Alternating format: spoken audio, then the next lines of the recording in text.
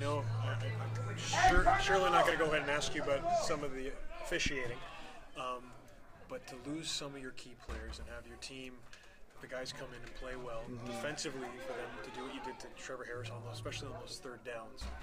Yeah, we had some key third down stops for sure, and anytime you do that, it kind of switches momentum back to your favor. It certainly stems the tide from a momentum standpoint. It's very, very critical. I mean, the third down stop, actually the turnover in the third quarter, when we gave them the wind, in the third quarter, and defense got us the ball, and then we converted offensively. That was a big key for the momentum in the second half. I was just going to ask you about the offense converting on what was given to them. Like they haven't turned that off. They score a touch and you guys come right back, get another one on the third and one, you score off it. I mean, that's what you're looking for, that kind of efficiency and kind of hitting somebody.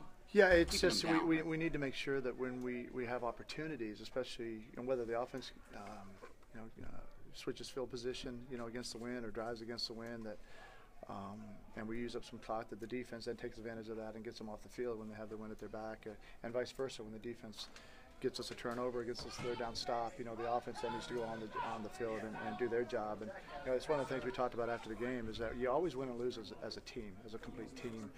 And our players, understand that, and they support each other on both sides of the ball and special teams. Talk about the onside kick and the decision to go for that at that point in time, and how you came up. I mean, I think you did it once before, the year before. We did last year, yeah. Converted an onside kick.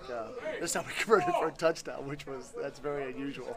It was really well executed. It was almost it was a perfect kick by O'Neal, and they didn't jump on the ball, and Brandon did a great job, hustling. He's fast, and he got on it and then got up and got it in the end zone. So pretty well executed play. Any update on CJ and Andy? Yeah, I don't.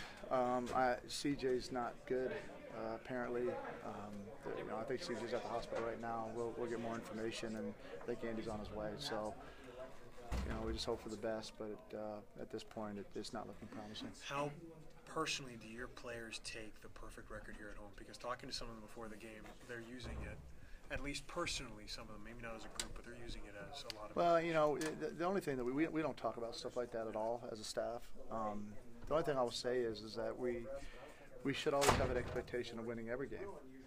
It doesn't mean that we will, but that should be our expectation. So we enter every game on the road or at home with the same perspective, and then we play hard, we're well prepared, we see how things turn out, and we'll let as kind of the dust settles, as they say, and we'll see what the record is. But there's no reason to really bring focus to something that is already our expectation.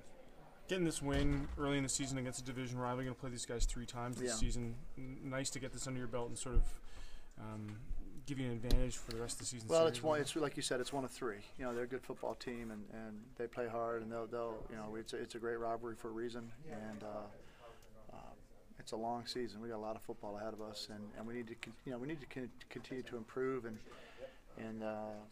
we got to get other guys prepared, in case we have extended loss with 2 key players on offense. Thank you.